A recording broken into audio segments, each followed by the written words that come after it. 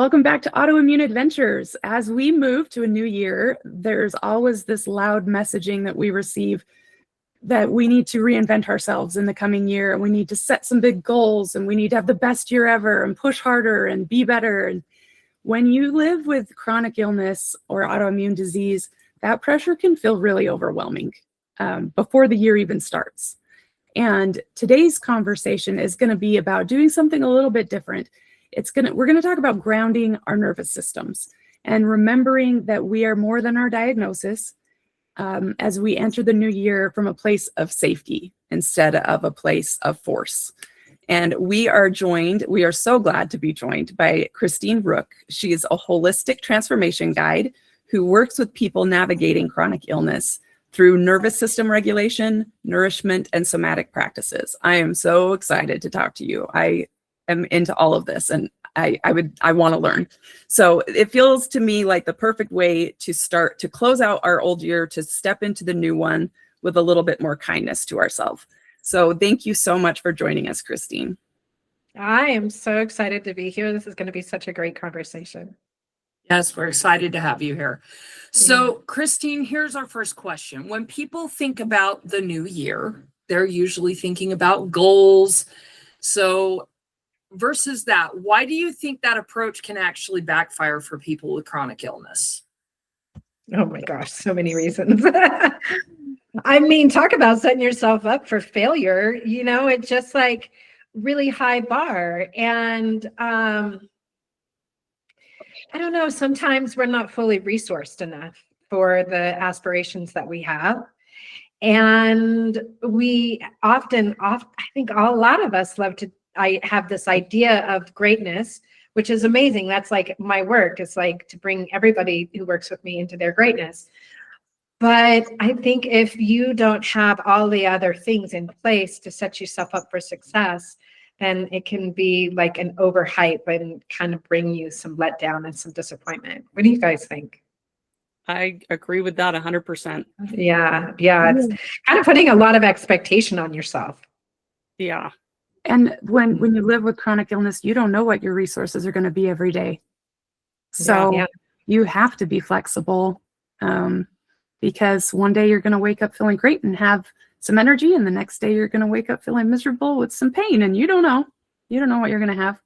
So it's a little different, I think, setting goals for people like us. Yeah. But I love that you talk about nervous system restoration instead of like a reset, like so many people, the whole new year, new me thing. Do you mind explaining to our audience what the difference is between the restoration and the reset? Yeah, that's so wise for you to say that, because reset is like a moment in time, right? So you're going to do one thing. It's like a modality, like going to get a massage or something like that. And a restoration is a complete rewiring of your nervous system, and not just your nervous system, but it brings harmony to your nervous system. And when you have harmony within your nervous system, then you have harmony in all other areas of your life. So it's a practice that by bringing restoration and harmony to your nervous system, it impacts your health positively, your relationships, and it brings more alignment to yourself, like mind, body, spirit. You're in alignment. You're acting from a place of truth and authenticity.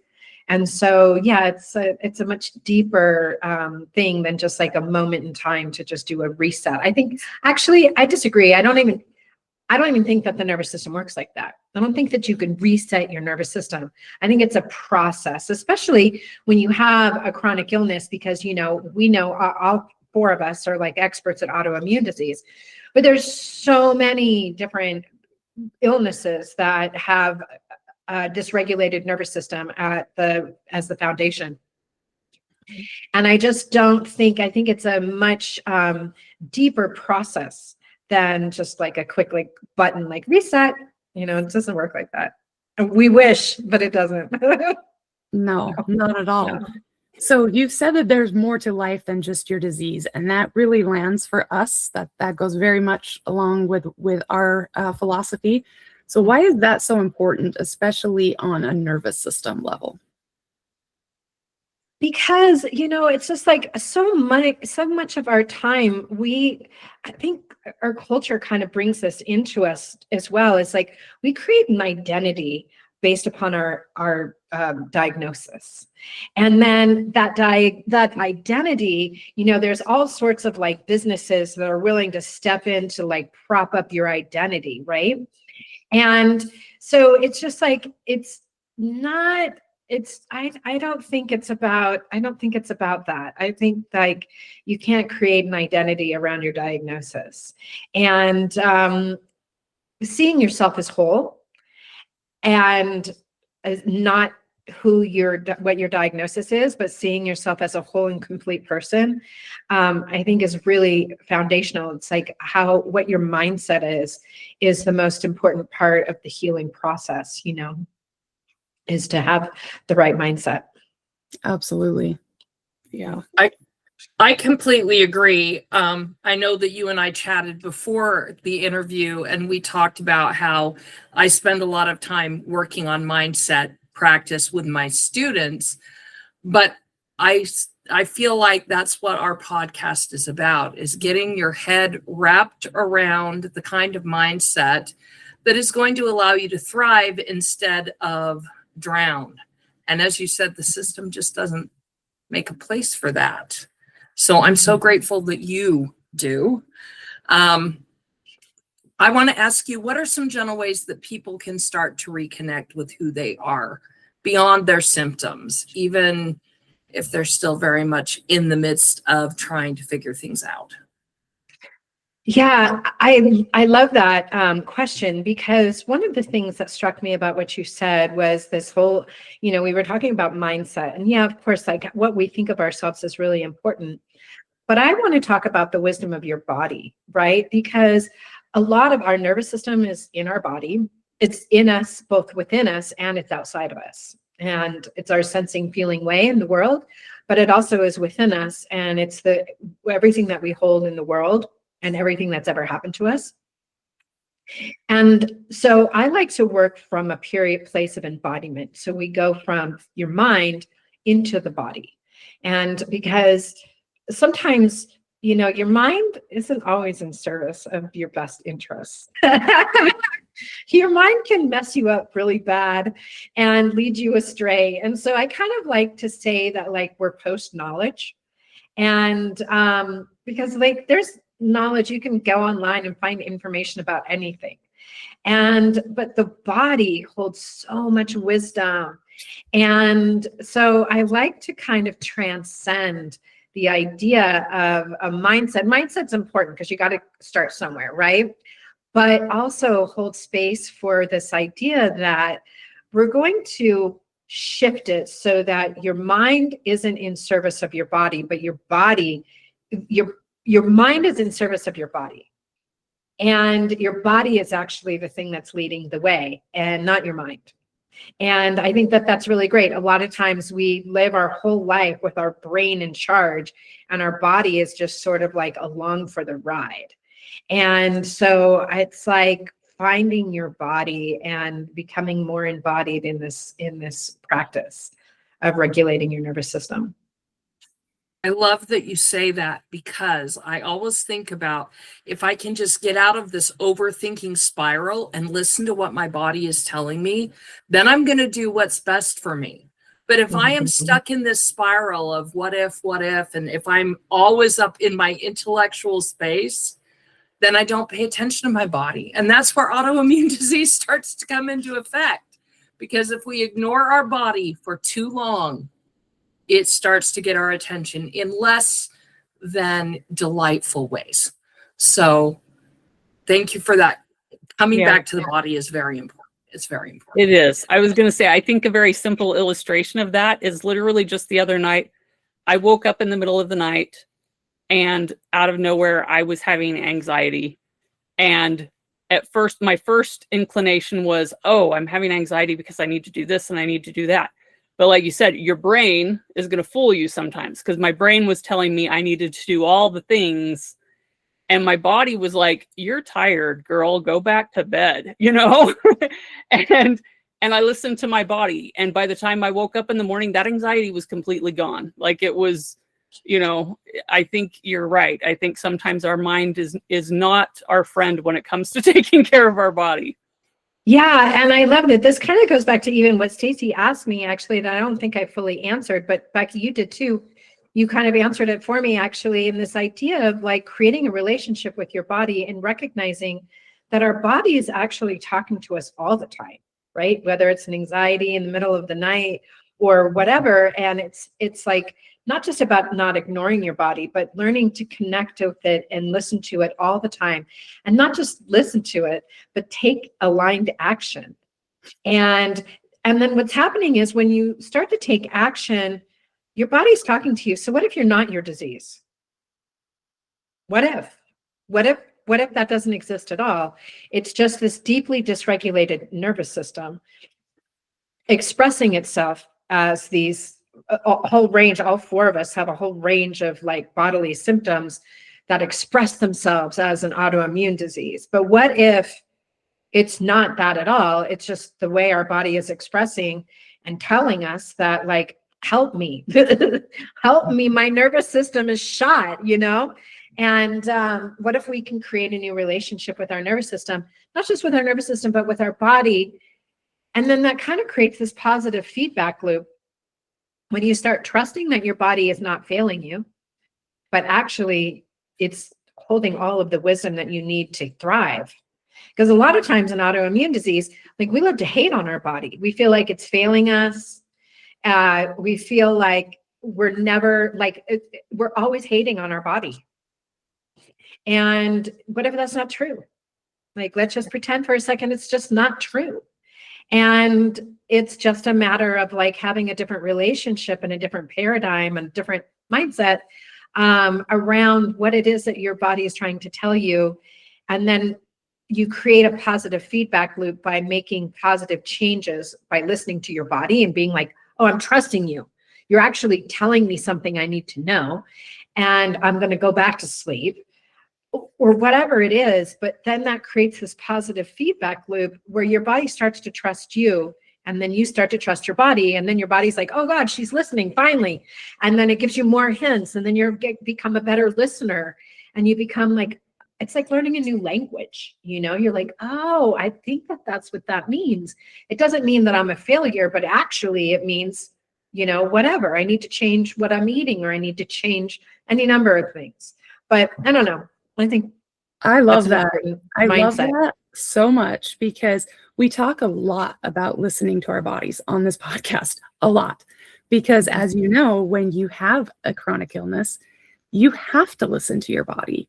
And it's interesting that you're saying we can create a positive feedback loop, because I think, at least for me, I know in my journey, in those early years where I was trying to figure out what was wrong, it was a lot of negative self-talk.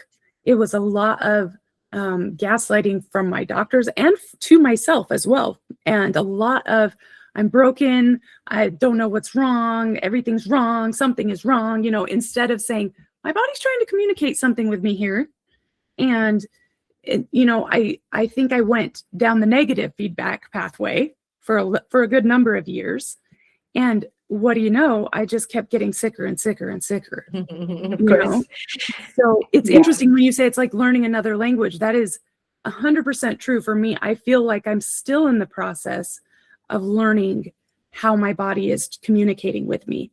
And like you said, acting in accordance to those communications, that's tricky. So I think that's where a guide like you comes in to help people understand how to learn that. You think it's my body. You think it would come intuitively to me. It doesn't. It doesn't come intuitively, especially when our brains are dealing with anxiety, of the unknown. Because when you live with chronic illness, there is anxiety. You don't know how you're going to do one day. You don't know. You just don't know. And so I love that you're putting it the way you're putting it, reframing it. I feel like is what you're doing here. So kind of creating a space of safety within yourself. And so when you do that, how does safety, emotional and physical, actually change what our bodies are capable of doing? Yeah, I love that you brought in safety, because one of the things that I was thinking when you were talking, Alicia, was about fear too, right? Like fear is at the foundation of all of the things that we tell ourselves when we are hating on our body, and our body is expressing symptoms, because like a lot of times autoimmune disease has scary symptoms. You could have ulcerative colitis and you're bleeding. You can have multiple sclerosis and you can't walk. Your optic nerve makes you blind. Do you know what I mean? Like Mhm. scary Stuff. things, scary stuff. And so, yeah, it can spiral into a fear doom cycle really, really quickly. And so I think like this whole idea too of safety is really important. You know, we're living in a society right now, and that everybody's like, I don't feel safe. You know, you're triggering me. I don't feel safe. That's not a safe environment. Like we want everybody else to make us feel safe and appreciate when we're not feeling safe. And we don't actually realize that actually we create our own safety within. And it's how we have this capacity to hold all of our emotions. And like we don't also have any dialogue in our culture around emotions and how to hold the emotions, and that you are not your emotion. And so you can feel scared, but you're not a fearful person. You are just feeling fear. And so it's just like, I love it, this shifting of your paradigm around things. And I like to have this idea of like, one of the things about safety and this internal feeling of safety is having a bigger capacity to hold everything that you are feeling without identifying with it, and recognizing that you're sovereign and emotions come and they go, and you can observe your emotions. You are not your emotion. And that's a practice that takes time, but it's dedication to recognize like, oh, you're right, I am not that. And I am a sovereign being that is having an emotion. So I think I want to dive into that. I want to learn how to do that. And I know we don't have time, but I am an emotional person. I connect to the world emotionally. I always have. Yeah. All three of us Yeah. are actually. Yeah. And Yes. the emotions can be a lot, and they can take over. So I love the idea of observing it. Oh, I love all of that. I'm super fascinated, but I'm, So I'm going to edit this out because we can't talk all of it. I'll take a minute and say, if we can get practical, because I know that the reason you're a coach is because some of this takes a lot of time, understandably. But today, if there's someone who's listening that just kind of needs a how-to, just a little brief, they feel like they can't do anything, for instance, because a lot of times people, like you said, there's the fear cycle, or there's the genuine, they're in the physical side of things where they're really limited and they're trying to figure out what they can do. What is a small practical way that they could support their nervous system? I think a really small way that they can support their nervous system is to just sit with what is. That's it. For 5 minutes, for 10 minutes. A lot of us will bypass, we'll get busy, we'll go and make dinner, we'll pour a glass of wine, we'll get into a conversation, we'll get on our phone, we'll scroll. We will bypass when there's something that's uncomfortable coming up. To get out of our heads, so we're not like creating a story, I'm not going into the fear place, but actually, what if you just sit in silence and learn to hold what it is that you're feeling? And that's it. You don't have, there's nothing wrong with you. There's nothing to do. There's nowhere to go. There's nothing to fix. There's nothing wrong.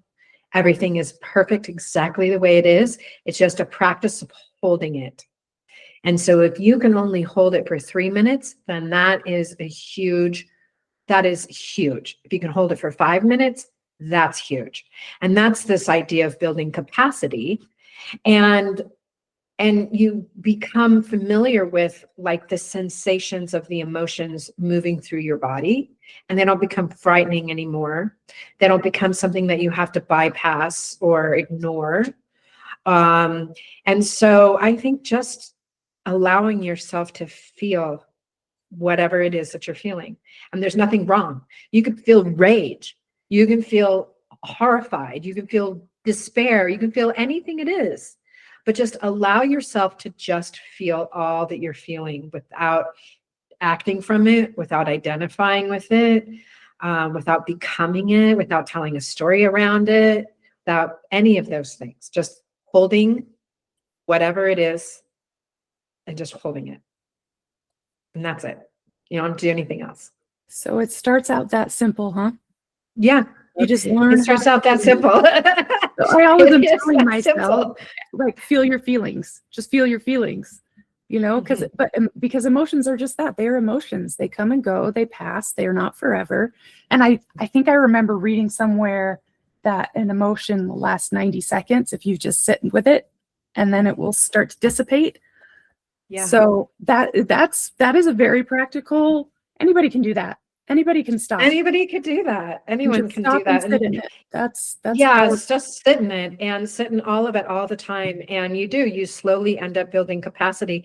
And you actually, I wonder too what you guys think of this, but I mean, for myself, when I started this journey with the nervous system work, I realized that I didn't really feel the full range of emotions that humans are supposed to feel. But I had like happy, and then I had pissed, and not a lot in between, you know? And it took me a long time to recognize that I could feel all of the layers of all the different emotions. And I even had a therapist who gave me this whole wheel of emotions at one time, and it was just like this big rainbow of all of these emotions. And I was like, oh my God, you mean I could feel all of that? I was just like completely dumbfounded, you know? And so I think what ends up happening is that when you're able to just hold all that is, feel your feelings, but hold all that is kind of builds safety though too, because then you realize like you are teaching yourself to feel safe in that moment because you're holding yourself, you're holding all that is, and you are creating the safety for yourself to have the strength to hold whatever it is that you're feeling. I loved how you also talked about us recognizing that we're sovereign and we can observe our feelings, because I think, like you said, it's interesting because today's society, whether it's they feel like other people have to make our safety, but I also feel like a lot of times it's a society of blame where it's like, well, this person made me mad or this person made me cry, and you will blame your emotions on somebody else, you know? Yeah. And how powerful is that to be able to say, no, they're my emotions. I recognize it. I can, like you said, I can sit with this. That is really something anyone can do. It's great practice. It's a great practice. And then no one makes you feel anything. You decide that you're going to feel that way. You can create enough emotional, energetic space that no matter what anybody else is doing, it doesn't touch you at all. But we're the ones who have no boundaries. We're completely permeable. We allow everything to permeate us and take it personally. And that's like over-identifying with everybody else's feelings. Mm-hmm. Instead of being in your sovereignty and recognizing that, like, you can have whatever feeling you want to have that has nothing to do with me. You know, you can't make me feel anything, but only I can make myself feel something. So I think that these are these very subtle things that we're talking about, but they are all really pivotal to the proper functioning of your nervous system, I feel like. Yeah. And by extension, then your health, because when you're busy walking around getting triggered by everybody's feelings because you're so porous and you can't even hold your own feelings and don't even know you're sovereign, and then you don't feel safe and you're always triggered, well, then your nervous system is a wreck, and you have high blood pressure and you have inflammation and you have all kinds of symptoms.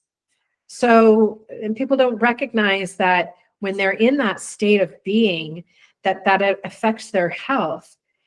And then they go to the doctor to like figure out why they have high blood pressure and get on high blood pressure medication, when instead it's like, well, but do you see the way you live your life? Like, you don't need to be on high blood pressure medication. You know, you need to shift all of your way that you hold emotions And then suddenly your blood pressure is going to be just fine. You're not going to have any blood pressure problems. Isn't it so interesting that it starts out that simply, just shifting how you Yeah. hold your emotion? And it does impact your physical body and your mental health, like your physical health Yes. and your mental health. It's Yes. wild. Yeah. It's wild. I Well, think well, there's some I Oh, think go- there's something that a lot of people don't realize, which is when you are fully in your body, when you're fully paying attention to your body, even when it is ill, when you acknowledge that, when you acknowledge, I'm not feeling well, what can I do? You know, whatever the case may be. But when you are in your body, it calms your mind. Your mind has to shut up because you're dealing with what you are physically feeling. And in that moment, when your brain shuts up, is when you can really kind of connect with, okay, how should I move forward? What is best for me? How can I proceed? So I think there is a level of kindness that we don't give ourselves because we don't slow down enough to hear what our body is saying. I think that a lot of our listeners, and I think people in general, really struggle with being disconnected from their body, whether it's illness or trauma or whatever the case is. So where do you think the safest place to begin rebuilding trust in the process of being in your own space with yourself is? Can you give us maybe a practice or something that you think would really help people to center in? Yeah, it's so tricky, right? Because yeah, we are all so disconnected from our body. We just don't have a way to teach that in our culture, especially when then we're parents and we have children. And then, like, gosh, I mean, I have two children, they're like, I would always say, like, God, I can't even believe I'm saying this now, but I would be like, no whining, crying, or complaining. You know what I mean? It's like we teach our children to like push down their emotions and not even feel it themselves. Like, we have, so it's very tricky to start to unwind, right? Because there's so many ways in. And so I think, though, there's some things that we were all talking about, whether you're sitting with yourself and listening to your body and then taking action, or whether you're sitting and just holding all that is and trusting that you're not that identity, you're not that emotion. And even just those two subtle, little, simple things, it's like you want more, but what if there isn't necessarily more? You could go in and do a lot of trauma release. Like, that is super important. A lot of times our nervous system is dysregulated from childhood coping mechanisms and learning things that we learned in our childhood. And we don't process childhood trauma, and that trauma is stored in our body. And so you can go and do some traumatic release, which is another very important part of restoring your nervous system to harmony. But that's something that you would really need to have somebody else, you'd need somebody else who can help you with that. But I think all of these ways in all start to do the exact same thing. It's like a million different doors that all lead to the same place. And then it's kind of interesting because you open one door and then you're like, oh, I'm actually getting good at this, like listening to my body thing. And then you create that positive feedback loop, like I said, and then you're finding your body that way because your body's listening to you, you're listening to your body, and then you're developing self-compassion, right? Like, that happens as a positive byproduct of listening to your body and taking aligned action. Then suddenly you're in a space of like full self-compassion because you're like, wow. Or even in a trauma release thing, you're recognizing like, oh my gosh, my body really held all of this for my safety. Like, that is so profound.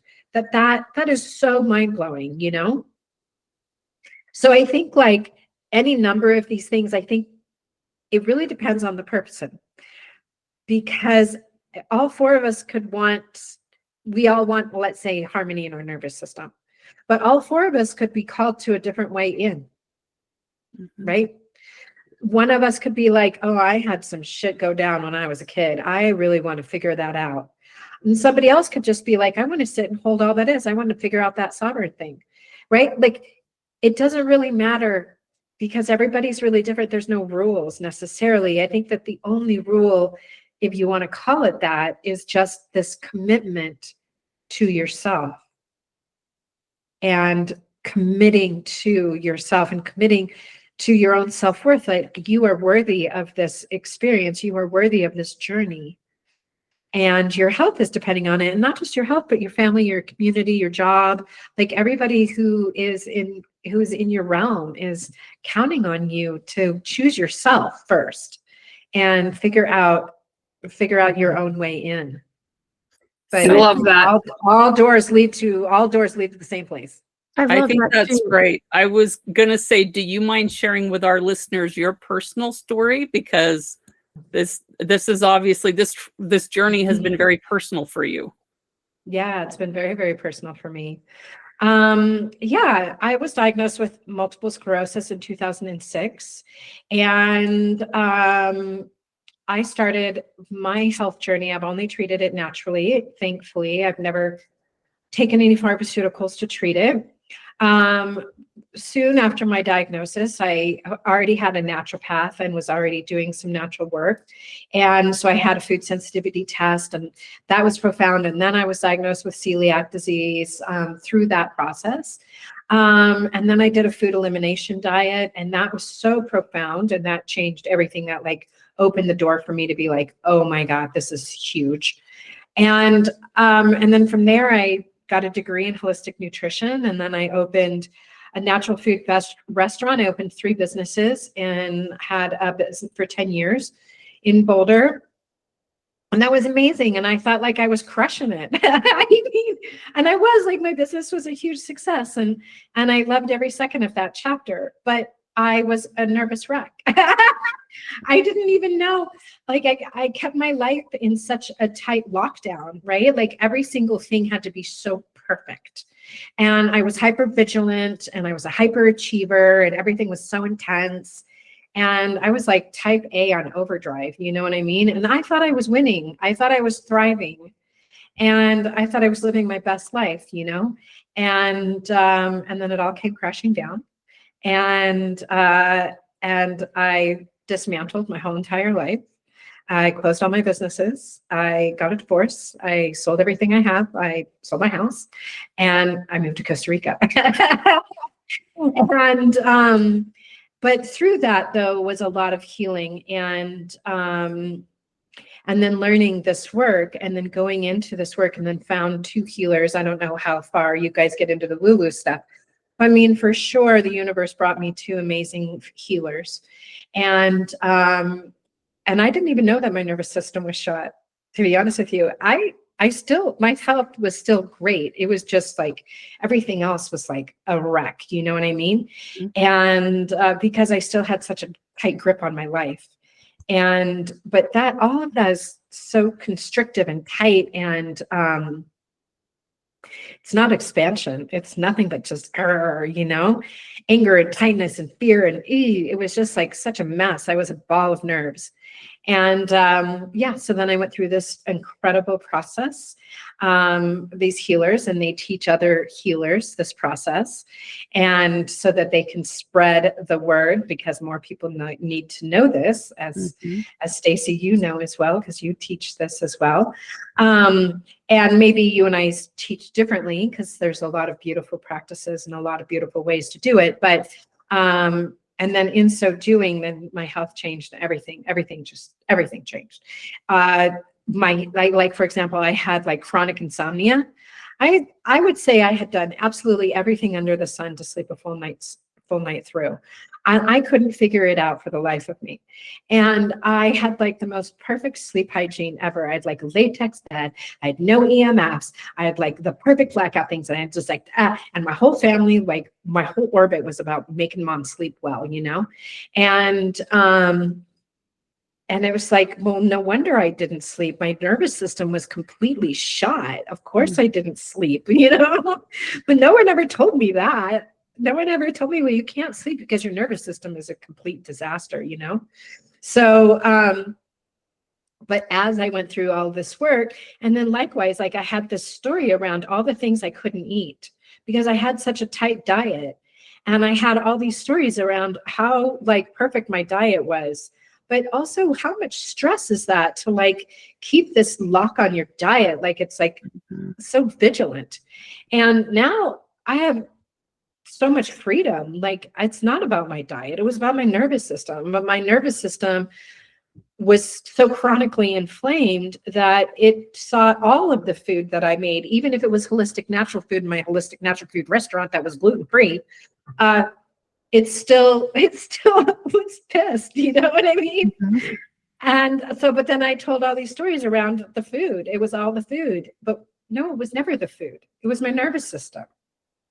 So it's just like really profound for me to see firsthand in the healing that happened in my own body, and not just my health, but everything. My temperament, my stress, my joy, and my living with full vitality, my truth. Like so many things changed when I started to really deeply work with my nervous system. For people that are stuck, they know they need to change, they know they need help, they know they need to do this work, but they're scared. It's hard, it's scary. Yes. What do you do for that? What do you do for that? How do you convince yourself that it is worth it to do the work? Okay. Well, I'm going to do a little tough love, tough mom thing here, because life is tough. You can't go through life without hard things happening. It's just not possible. We're here on this earth school to learn how to do hard things. And you can stand in the face of fear and you can stay there forever, and you're going to just get sicker and sicker and sicker. And the only way out is to go through. You can't bypass it. And then you build resilience, you build strength, you build belief in yourself.